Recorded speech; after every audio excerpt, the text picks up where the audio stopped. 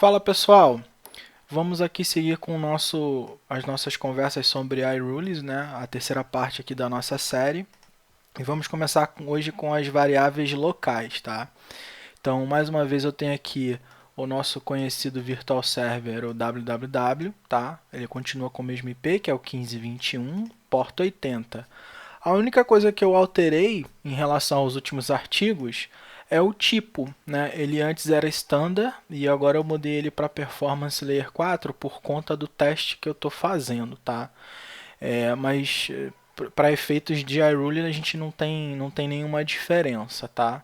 Então se eu vier aqui na parte de Resources, a gente vai ver que está com iRuler var local, que é aquela que está logo aí em cima no artigo. Se eu clicar aqui, então a gente tem o nosso evento tradicional Client Accepted, ou seja, quando o BigAP receber a conexão e aceitar, ele vai processar o que vem em seguida.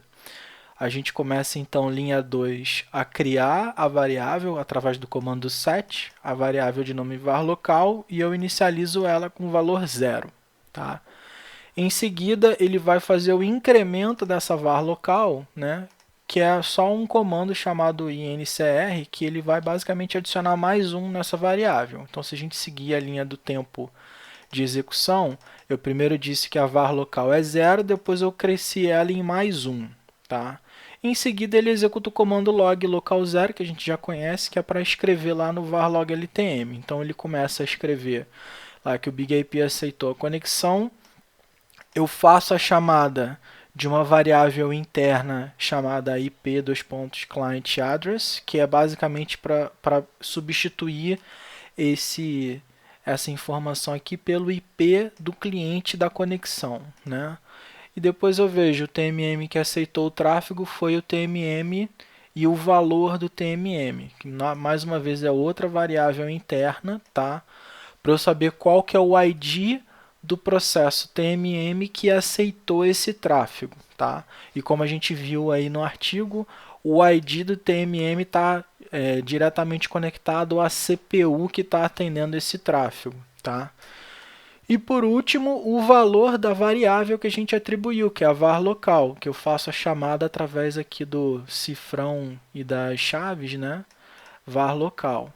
Então, quando eu for imprimir essa mensagem lá no var log LTM, eu vou ter então o IP do cliente que eu recebi essa conexão, o ID do processo do TMM que executou esse fluxo, né, essa rule, e por último eu vou ter o valor de var local.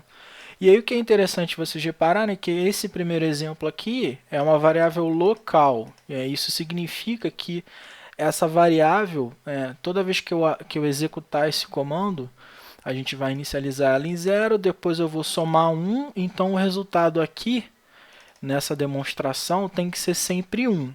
E quando o fluxo termina, ou seja, o cliente fecha a conexão e isso sai da tabela, essa informação dessa variável se perde. Tá?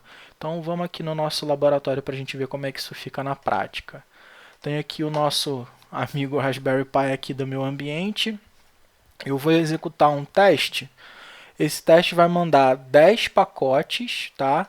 Que estão com a flag sim habilitado, ou seja, vão ser 10 tentativas de conexão. O interessante dessa ferramenta HPing3 é que eu consigo inserir vários IPs aleatórios, né, randômicos de origem. Então a gente vai ver vários IPs de origem diferentes, tá? Porta 80 no meu servidor 1521 lá no meu virtual server. E aqui eu tenho também o BigAP1. Deixa eu limpar aqui o log para ficar fácil da gente ver. Botar um tailf aqui em cima do var log LTM e executar esse cara. Então a gente vê aí 10 tentativas de conexão e eu vejo aqui as 10 mensagens logadas. E olha que interessante. IPs aleatórios, porque é o que a ferramenta HPing faz. E aqui vocês reparem, ó, o TMM que aceitou o tráfego foi 1, depois o 0, depois o 1, depois o 0 e assim sucessivamente, tá vendo? Isso prova que as variáveis locais permanecem com o CMP habilitado, né? Então você tem a melhor distribuição disso no seu BigAP. E o valor é sempre 1.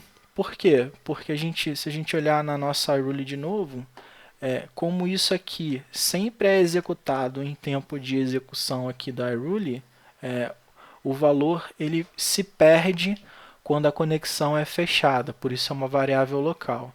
E olha que interessante, aqui também dá para eu fazer mais uma coisa aqui, ó.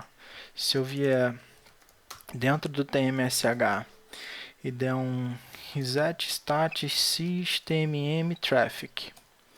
Se eu der um show system traffic aqui, a gente vai ver que o TMM0 não tem nada, tá vendo? E o TMM1 também não tem nada aqui. Total request 0. Agora eu vou pegar esse aqui, esse mesmo comando. Eu vou fazer ele repetir um zilhão de vezes aqui. Vamos botar 1000 vezes aqui. Ele vai ficar indo aí a vida inteira, né? A gente vai ver que, se eu olhar novamente aqui, vocês vão ver que a parte de conexões, ela vai estar muito próximo de equalizada, tá? E a gente vai ver a diferença disso nas variáveis globais. Beleza? Vamos continuar aqui nos nossos estudos.